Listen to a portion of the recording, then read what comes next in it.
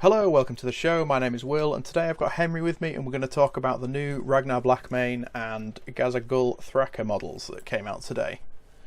Say hello, Henry. Hi, how's it going? It's pretty good. How are you? Yeah, I'm excited for an update for Ragnar. Yeah, it's an old model, isn't it? How long has he been around in his old form? Since the 90s, I think. He's definitely one of the older models in the lineup. I think off the top of my head 1994, but I could be wrong. That's very old. So what's that? He's definitely second edition, I think. Oof. We'll have a look for him in a little bit. I mean, you can tell from the very square feet apart pose. It just shows the how far the injection technology has come along. We should have had a professional little look since then. At this, shouldn't we? Let's have a look. There he is, out of stock already. Yeah, well, I'm sure they pulled it. Look at that. Feet hanging off the base. That is classic Space Marine pose. Has he got? He's got teeth on his feet. What's that about? Yeah, I do. That's even in the artwork for him. Those are there as well. I guess for grip on the ice, maybe. I'm sure there's somebody who knows more about it than I do. Me being a filthy casual, after all. it very much personifies. Yo, bro, we heard you like wolves, so we put some wolves on your wolves. Well, we'll talk about that in a minute. About my thoughts about the overall design of the model, but yeah, I mean, there's lots on the old model that you can see on the new model, which is, I think, a good thing. Yeah. And I think I'll also say that I'm glad that they showed restraint when it came to wolfing it up, turning it down a little bit. Yeah, and I think that is part of the design language borrowed from the Primaris line, which is generally known for being a lot cleaner, a lot less overwrought compared to the older space, the sort of the classical Space Marines, the tactical Marines. Almost more fantasy like. Yeah, I mean they got to the point with some of the sort of sub factions of Space Marines, like your Blood Angels, and especially the Space Wolves were notorious for this, of just covering them in gaudy bits. Yeah. And and for some people they like that, and that's great, that's fine. But I quite like the more clean, professional look of the. It's part of why I like the Primaris lineup so much. That and the scale tends to make a bit more sense. Yeah, I think they do look a lot nicer, don't they? Yeah, and and part of that is because it's new and shiny, and we like new and shiny. But I think a blank canvas is always a good place to start from, because then you can make. If you want to make the model your own, you've got something to work with. Whereas if you've got, the sort of a lot of the ultramarine based legionary stuff then doesn't translate so well to factions that perhaps wouldn't have that iconography, does make converting models from one lineup to the other more tricky. So, but yeah, let's dig into what we've got to see, and you can have my thoughts. That's great. Okay, let's open this up, and we've got Psychic Awakening. What's the name of the book? The Beast. Saga of the Beast. Saga of the Beast. That's the one. So, should we have a look at the video? Yeah, let's watch it. Ladies and gentlemen, this is the main event of the evening. In the green corner, the mighty Goth warlord, an undisputed leader of the Great War, Ghazghkull, Mag, Uruk, Thraka! In the blue-grey corner, he is the Jarl of the Blackmane's Grey Company, the young king, Ragnar Blackmane! Let the fight begin!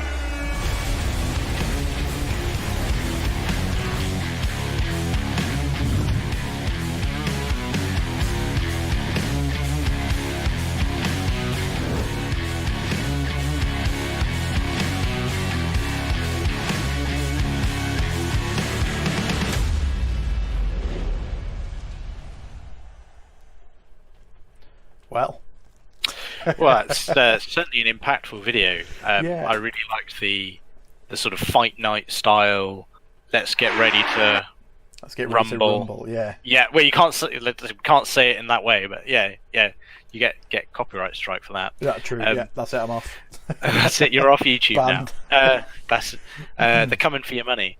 What did they call this guy? It's a great way to do the reveal from Adam the Hype Train Thraka.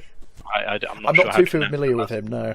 No, I haven't seen him about, but I don't follow Warhammer community religiously, so maybe he is more well known.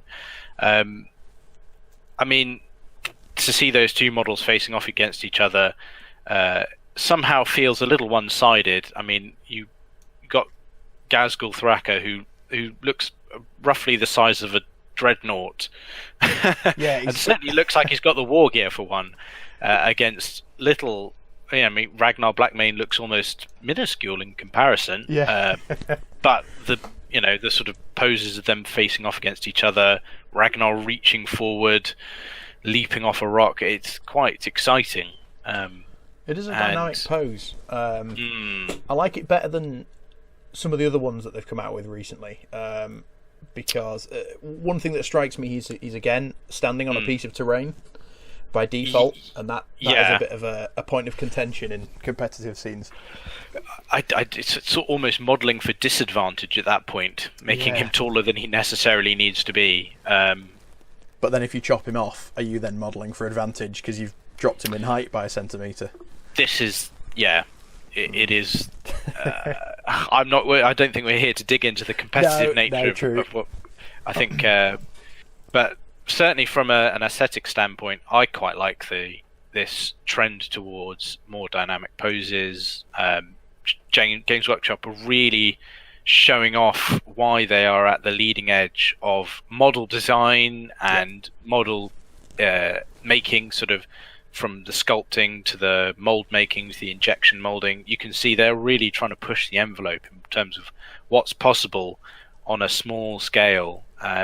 And I don't think any of us could have imagined what we'd be seeing if you'd have asked us even 5 or 6 years ago.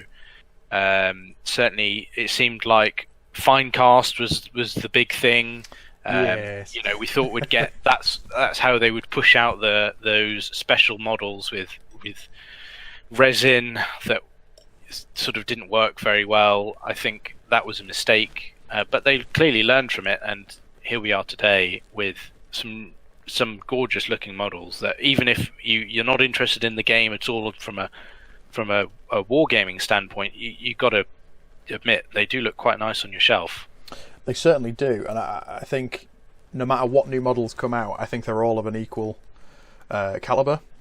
They're all of a similar quality. Do you disagree with that?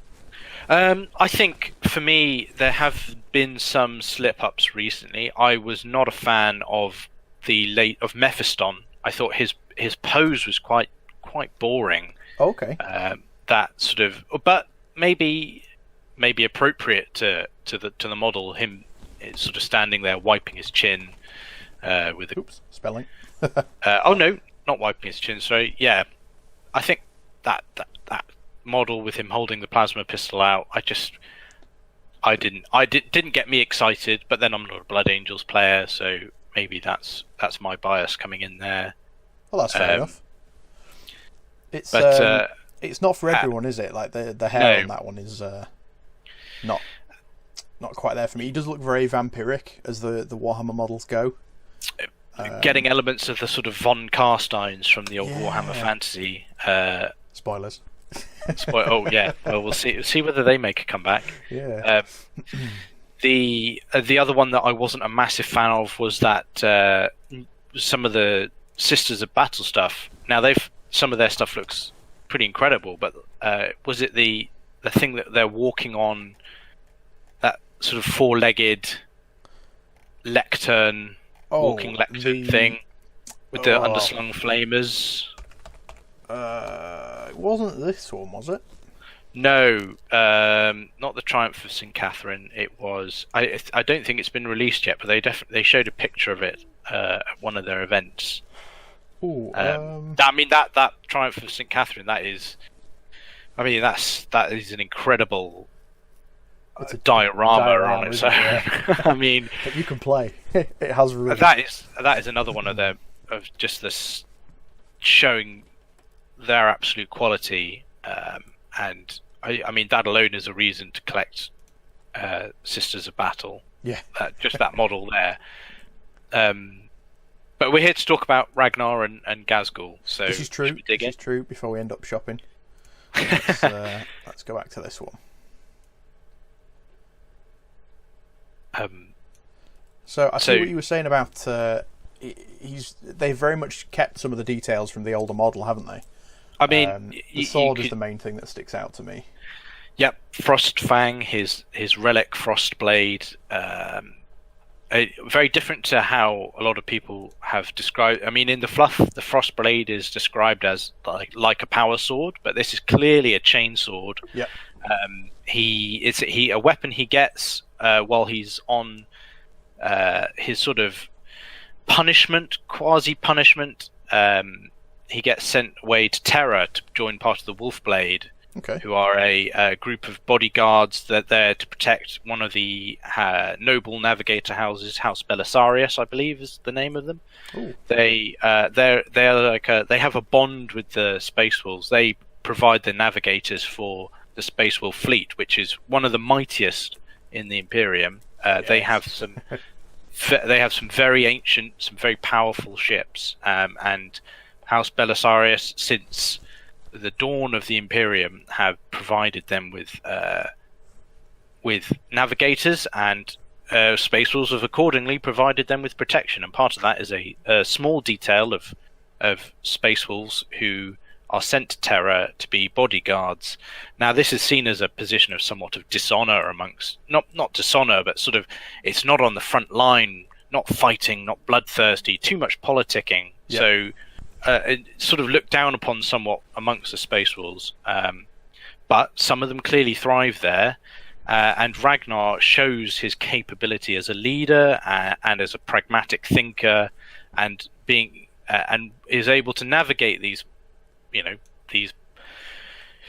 complicated house politics in a way that most Space Wolves would just not be able to, because their feral, more hot-headed brothers would not have fared so well. And as a reward for saving the life and foiling a takeover by a hostile navigator house, he's gifted this blade by his ward, and apparently the teeth are made from a metal that's currently unknown to Imperial science. So for all we know, that could be tin or lead. I mean, come on, they've forgotten so much, but now it's getting ridiculous. But I quite like the sword. If you look at the handle, does that wolf head not remind you of The Witcher? The Witcher sword from the Netflix series? It definitely does, yes, now that you've said it. But that is actually that is from the original model as well, so predates the Netflix series. If you see it, different orientation, but it's certainly, to me, when I saw that, I thought of The Witcher, but that could just be my Netflix binging. Yeah, it's in everybody's minds at the moment, isn't it? Yeah. Another thing I noticed, the belt of Russ is there, loud and proud. Oh yeah. Showing his symbol as the head of his company. It seems very fitting, given that it looks like a wrestling belt, and they're currently in a wrestling match. yeah. Well, I would not want to be wrestling Ghazghkull. I'll put it that way. Has he lost the teeth on his feet? I think he has. No, I think he still has that. Let me scrub through this very badly. There we go. I think they've toned it down a little bit. They have. Oh yeah, they're still there. So I mean, lots of stuff. The wolf-headed exhausts on his pack. That's very classic Space Wolfy backpack style. Yeah. His cloak looks new. Very nice looking cloak. Yeah, the old one didn't have a cloak, did it? Oh, it did. Oh, it did. With a wolf pelt. It's a bit more on show, but you can see it's like they've taken that model and made it alive. his top knot that a White Skull would be proud of. Yeah. Could almost see that as a conversion. Can we talk about the head? That face is a really good shot. I think that is one of the best facial sculpts Games Workshop has ever done. Where is it? There was a very nice shot. There it is. Oh yeah. Look at that face. That totally captures the ferocious, bestial, half man, half wolf nature. I mean, that looks. Obviously, the heavy metal team has done an amazing job of painting that, but that has got to be one of the most realistic faces we've seen from Games Workshop. Yeah, it's one thing that I think is a common struggle for painters is painting faces that don't look comedic. You know, I certainly struggle with the eyes. They always come out looking like goggles. So I think that's why a lot of people put helmets on their models. Yes. But I think this is one model. Space Wolves are famous for not wearing helmets, which is crazy. But yeah, I'd hope there isn't a helmet. I'm assuming there's not going to be a helmet adoption, because we have seen that, haven't we? We've seen that with some of these centerpiece models. They include different helmets, different heads, so you can pick how you want them to look. But this is one I would definitely want to paint or do my best job of painting if possible. A helmet just wouldn't suit this, would it? It would completely change the character for me. No. I mean, how would he fit his hair in a helmet like that? I mean, come on. I know, it's just silly. He'd have to. So, I mean, I was when I initially saw it, I was concerned that it might be a bit bland, but actually, I think they've done an amazing job of keeping it true to the original, of making it alive, which I think is the key for these models now, really. Yes, and you know, it hasn't lost anything from the original, so the old guard are going to be happy. New players are going to be excited. They've toned down the shoulder here, just as I'm looking at this one. I can see in this picture, I mean, I'm sure it's the angle. It looks like double wolves. Yes, well, there's a wolf on his backpack, and there's also a wolf moulded onto his shoulder piece. I'm glad that's gone. That's too much wolf. Yeah. And would get in the way of. I mean, it would be impractical to have. The shoulder pads are already enormous on these Space Marine models. And yeah, we can't go too far into the impracticalities of the Space Marines. That's not what we're here for. But yeah, I mean, overall, I'm really pleased with it. I'm glad that it's not too wolfy, wolf, and I think this is hopefully going to start, showing that the Space Wolves have really embraced the Primaris line, because. And fluff-wise, they're very distrustful of outsiders. You can imagine that they were really not happy accepting them into their ranks, or some of them were very unhappy about accepting Primaris in, seen as a plot from Guilliman to take over the Space Wolves and bring them into line with the Codex Astartes. That was the case for quite a few of the sort of, I'll say standalone chapters, Blood Angels, Dark Angels.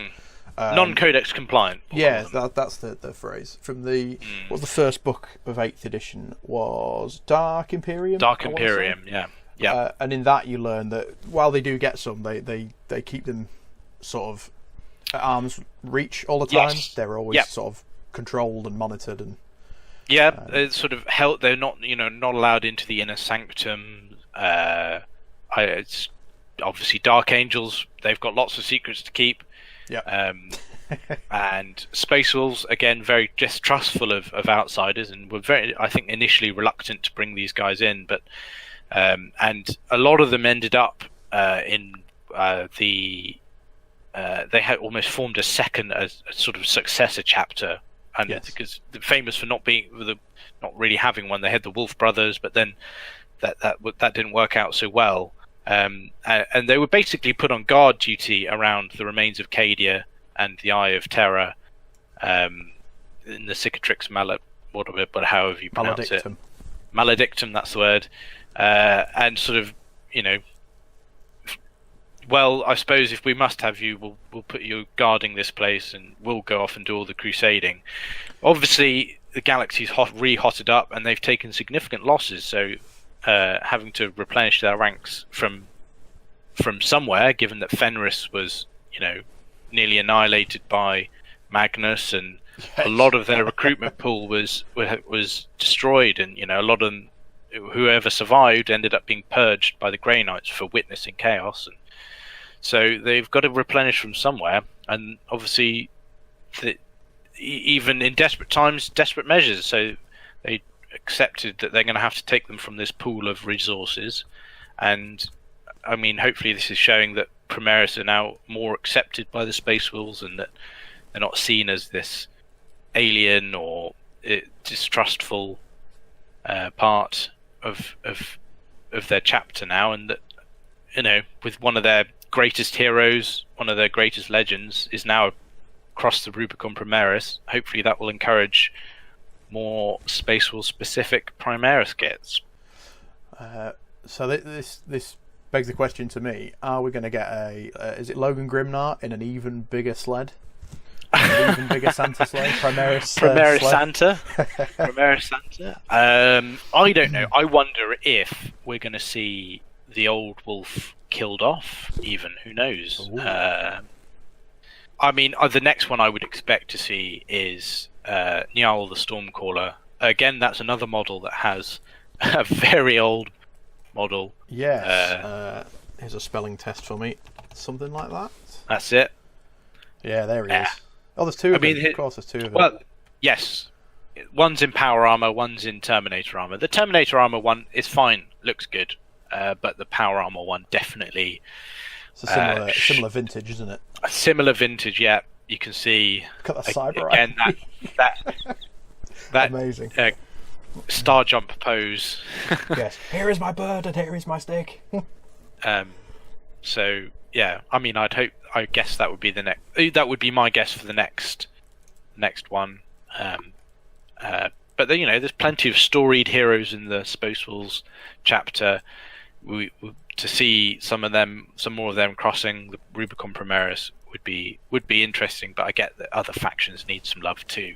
Yeah, it's got a cycle, hasn't it? I'd be interested to see what happens in because I don't personally read a lot of Space Wolf fluff myself. I'd be interested to see what happens if any of the Primaris develop the more Wolfen-like sort of undesirable traits as the Imperium at large would deem them. Well, flaws within the gene seed. I think if you asked a Space Wolf, they would argue that they're not flaws. That's how they're supposed to be. But and that if you don't have long fangs and wolfy eyes and a taste for raw meat, then you're not a true Space Wolf. No. But it would be like you say, would a Primaris Space Wolf be susceptible to the Wolfen flaw? I mean, it's heavily insinuated that the Thunder Wolves that the Space Wolves ride are not true wolves at all. That they are actually Space Wolf aspirants who have failed to control the mutations within them and have become wolves. And I think it was Magnus who said in a passing line, "There's no wolves on Fenris." I was just going to say that's true. Then there's no wolves on Fenris. So I mean that's a theory. I don't know if that's confirmed in the fluff, but I've seen that's a rumor flying around about them. So will we see them fall? Who knows? I suspect that Games Workshop will try and keep that unique flavour of the Space Wolves, but whether they seek to cure it, I don't know, because as Belisarius Cawl said that he could fix all the flaws. But that's all the bit that I know from Dark Imperium was talking. Yeah, Gulliman told him no. Yeah, I mean, he even proposed using gene stock from the two from the chapters that have fallen to chaos, the legions that fell to chaos. Sorry. Yes, well, it's confirmed again in Dark Imperium that they were actually made. They're just not released yet. If you know what I mean, they're waiting for next edition or something. But yeah, they're still in stasis. So will we see some Chaos Primaris, some Chaos Primaris fall to Chaos, or would we see some Alpha Legion loyalists? It would be interesting, and I would say we wouldn't see them soon because they've come out with new. Nurgle's got a new line, and they've brought out new Chaos recently. So I wouldn't think we would see them on the tabletop, but it would be very cool if in a book, say, somebody fighting Alpha Legion, if an Alpha Legion infiltrator squad or whatever turned up with Primaris Marines in it. I could see that happening in the fluff. That'd be very interesting. Do you know what I'd like to see is in the fluff is Ghazghkull making Primaris from the gene stock of the 2 purged legions. The 2 that we don't talk about. We're not allowed to talk about this. Sorry. Games Workshop, if you're listening, we never mentioned it. Should we move on to Ghazghkull? I think that's enough. The other reason that the other 50% of the people watching are waiting for us to shut up about wolves. Come on. I got to be honest, I prefer the wolves as well. But we've got the big new Ghazghkull Thraka model. I'm not so positive on this model. I don't know about your feelings, but I quite like it. I'm in a bit of an orky mood these days because I've started reading the Beast Arises series. I'm on book 2 of that. Mm-hmm. So I'm very much enjoying the big size of this model. He's certainly hefty. He is. He's rather. I mean, he's thick with at least 7 C's. Yes. Looking at him next to, there's a good picture. For scale. He is rather large, isn't he? I mean, his claw is the size of Ragnar. Yeah, so he's got to be the same size as a Death Dread. I would say he's probably, Space Marine Dreadnought size. I think you'll see he might be a bit smaller. He's probably not Redemptor Dread size, but I think he's probably a regular Dreadnought. So let's see if we can get a better picture of him. There's a full-size picture. The styling on him, I'm not overly impressed with. I was sort of hoping for a bit more ramshackle. It does look quite clean and polished. I'm looking at he is the prophet of Gork and Mork. He would have the best gear. He would, but I'm looking at the symmetrical shoulder pads. To a degree, the knee pads match. His feet look the same. There aren't as many good shots of him actually. There's a different one. That's all right. His gun's a little bit stubby for me. I think the gun's a bit odd. Yeah, I think. Sorry, go ahead. I think the gun barrels are just too short for the size of it. If you know what I mean, it's a big quad barrel. It's some sort of monster shooter. But it just looks a bit short and stubby, like it's an afterthought. I feel like they haven't been as. Part of me thinks that they've strayed almost too far from the original Ghazghkull. But then they also have not been as ambitious. Is he not on the website? I don't feel like they've been as ambitious as they could have been. Does that make sense? They've played it a bit safe, haven't they? It's not too outlandish. It's not over the top. You do get that clear sense of power, but I think that's more from the physical bulk of him rather than anything else. Yeah, the claw is big and impressive, but not overly out there. I think, as you said, is a good way of putting it. It's sort of what we expected, if that makes sense. Like, I know they teased this, but I don't think there's anything too surprising here. No, I mean, he's an anticipated model. He's definitely one of the most popular characters. I mean, he's certainly within the Orc range, and he's a very well recognised figure amongst pretty much all of the Warhammer 40k players. Seen as the Prime Orc. The Prime Orc. The Prime Orc. Model. There's a image. That's a good picture. It's a nice high-res picture. Yeah, I mean, I'm not an Orc player, but I'm quite fond of the general concept of Orcs. I like the, just sheer belief that things work, making it work. Yes, that's my favourite bit about the fluff. But sometimes I feel like what they expect orcs to do doesn't really make an awful lot of sense in terms of, he's fluff-wise, Ghazghkull's had his head cut off. It's sewn back on, and he's come back to life with some looted parts. Yeah, he's been stitched back together. You can see there, it looks like his head's been nearly severed all the way around. Well, apparently it was completely severed, and they had to find his head to stitch it back on. Wow. Now, I get that orcs are tough, but, I mean, come on. You've had your head cut off. That seems... Was it really necessary to have that happen? Could they not have just mortally wounded him in another way to then be brought back bigger and meaner and stronger than before? It's that faint ridiculousness of well, I mean, that doesn't seem physically possible. But maybe that's the whole concept behind orcs. Yeah, and I could almost forgive it as being silly and orcish, but the thing that gets to me is I'm sort of a bit spoiled at the moment. I'm reading the Beast Arises series, but he's not even... He's maybe the third biggest orc threat to the Imperium that's ever happened. Mm-hmm. And I would have preferred a beast model much more than another Ghazghkull model. Yeah, I mean, he's sort of the focus of the orcs. He's the current head of I guess you could call him not the emperor of the orcs, but he's the prophet of Gork and Mork, sent to unite orc kind in a war that will go on forever. Yeah, but if bigger and better threats have come and been defeated, do you feel almost like... I feel almost what like hope does he have of accomplishing what they didn't? Yeah, like almost like the fluff of the beast in particular. I can't remember who the other orc was. The ones on Ulanor, way before Uruk, Urg, something like that.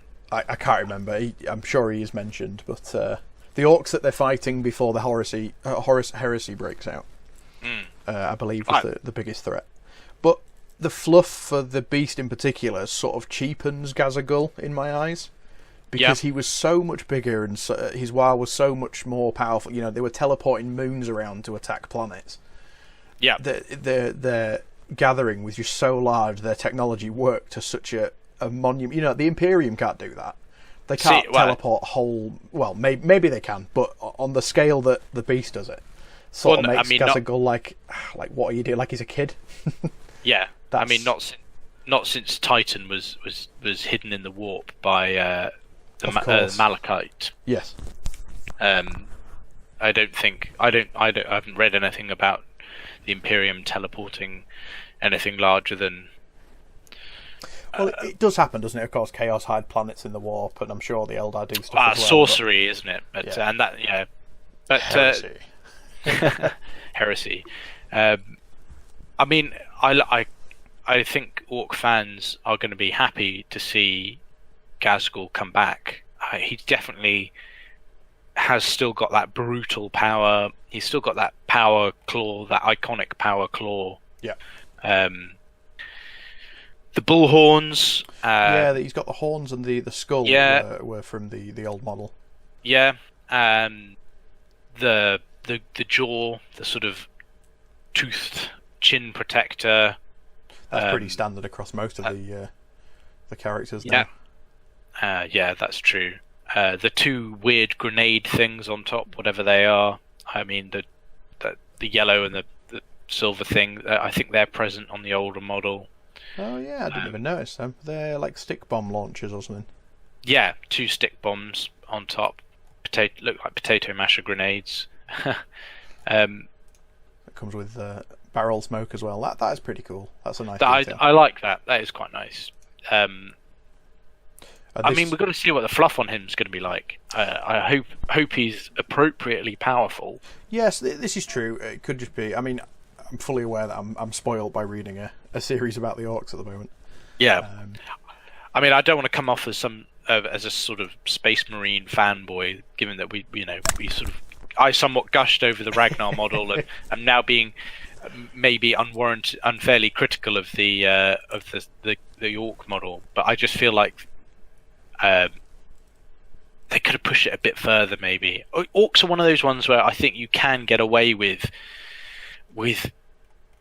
pushing it, because they are, like I said, they are ridiculous in terms of how their technology works. And I was a massive fan of their new vehicles that they got, the sort of Cult of Speed vehicles. I thought they are scary to play against. I thought the rules were amazing for them. I thought the models looked great. I thought it really captured that need for speed sort of vibe. I thought that they looked appropriately orky. Some of them, I think, some people complained that they looked a bit too sleek, a bit too polished, a bit too not in keeping with the ramshackle nature that orc vehicles tend to be depicted as. Well, I think they're painting them wrong then. They need more weathering powder and chipping medium. Well, yeah, and again, like I said earlier, it's a nice blank canvas to work from. If you want to make it look more ramshackle, then you're just going to have to glue bits and pieces onto it and really get creative with it. So I'm not. I like I said, I don't think Ghazghkull's a bad model. I think it's an incredible model. But it's, I just feel like next to Ragnar, he doesn't shine perhaps as bright as he would have done on his own. And let's be honest, Makari takes the prize. He does. I don't think there's anything about him on this page, is there? He is here in the bottom one. That's it. There he is. I mean, he's the true leader of the War, and Ghazghkull is merely his bodyguard. That's true. If the Warhammer community site is to be believed. But yeah, I'm excited for a showdown between these two races that generally, if you look at the fluff, quite similar, very hot-headed, lusting for battle, willing to get into close combat. I'm hoping that we'll see more close combat focused Primaris models. I think everyone's there with you on that one. I think we're all waiting for that. Yeah, I mean, it's so fitting with the Space Wolves, with their outlook on battle, their desire to get into the thick of it. That while the Longfangs and the Grey Hunters might be a bit more happy standing off and only engaging when they need to, those Bloodclaws, they just want to get in and get stuck in. So to see some assault focused Primaris would be really nice. Not saying, I mean, regular Primaris are no slouches in close combat. They're not, as we found out. No, in fact, quite hard.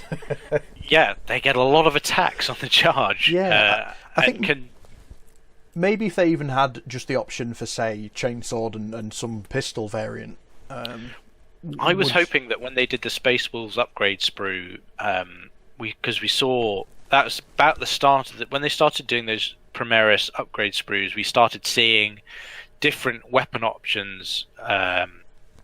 Chainsword in the Space Wolf one, and there was a they can now take somebody as well. Thunderhammer for... It was one of the upgrade sprues, I'm sure. No, yes, Power Fist for the Imperial Fists.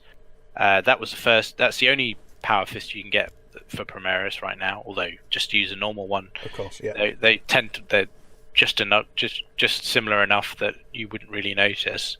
And Thunderhammer, there's not currently. Is it the Salamanders have the Thunderhammer? It could be. Their upgrade sprue. I'm sure it's the Salamanders. So, but you sort of have to buy all the upgrade sprues to get all the options from different factions. Not ideal. Would be. My point was being that I was hoping that we'd see when the Space Wolves got their update that more people. There you go, Salamanders, Primaris, couple of Thunderhammers.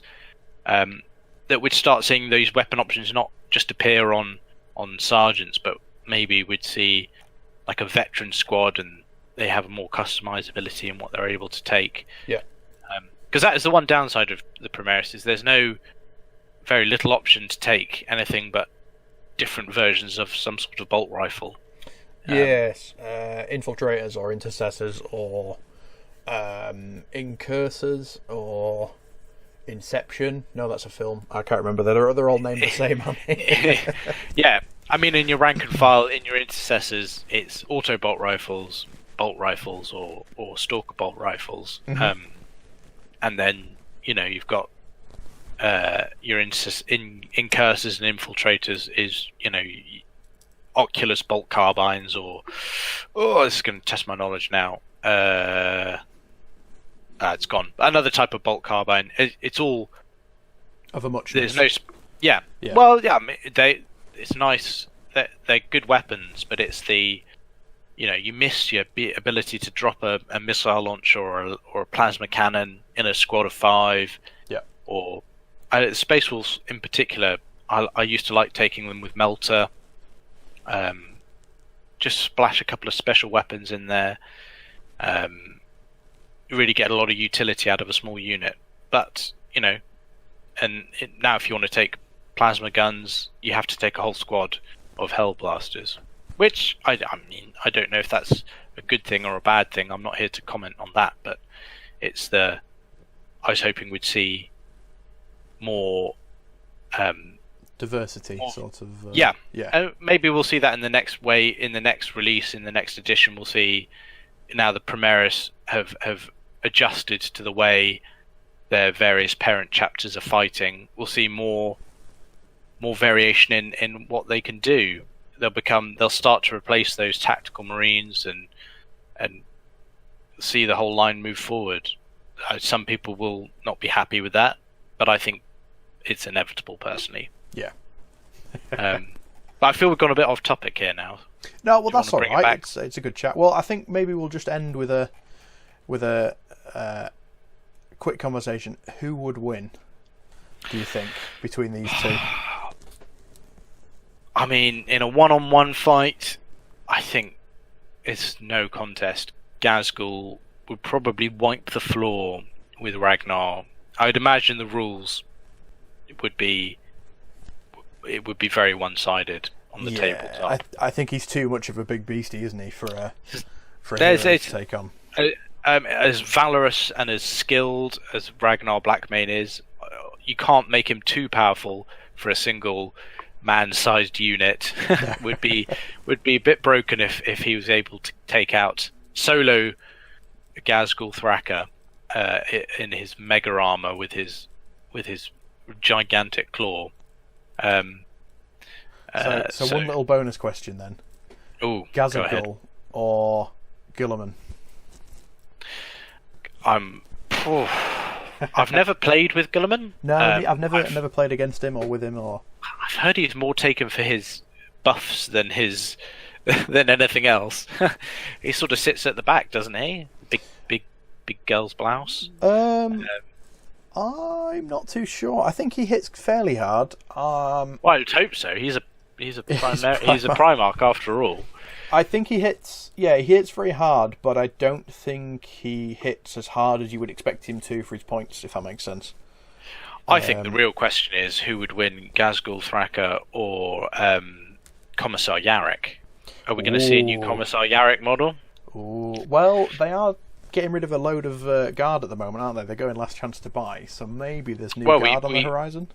We did see last chance to buy for Commissar Yarrick, the old model with his crab's claw, power claw.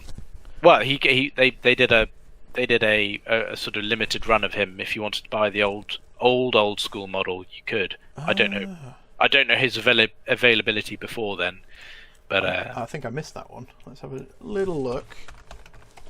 Oops, there we go. Yeah, he's gone now. So, the model before that model. The model before this one. Okay. Yes, he's got his power claw is it looks like an actual crab's claw. I don't even think I know that model. Oh, okay. Well, he appeared briefly for a on a last chance to buy. So I wonder if we'll see a new version of him. But I mean, obviously Yarrick would win, no contest, eh? I'm not too sure on the fluff. Is that actually supposed to be Ghazghkull's claw? Yes, I think so. Is it? Right, okay. That's pretty cool. Yeah, I could be totally wrong, but I'm sure that's an orc power claw. Looks very orky. Oh yeah, definitely an orc. I just didn't know if it was Ghazghkull's. I mean, Ghazghkull's. If it is Ghazghkull's, he's grown significantly since he wore that one. True. He's not weedy anymore, is he? No, he's an absolute unit. All right, so we'll bring the chat to a close there. Thank you very much for joining me this evening. No, it's my pleasure to come and waffle on. Yeah, we could waffle about Warhammer all day. Yep. Yeah, I mean, we're not saying anything we wouldn't have been saying on Discord anyway. No, this is true. This is true. All right. Well, thank you very much for listening, and I'll see you next time. Thank you. Bye. Bye-bye.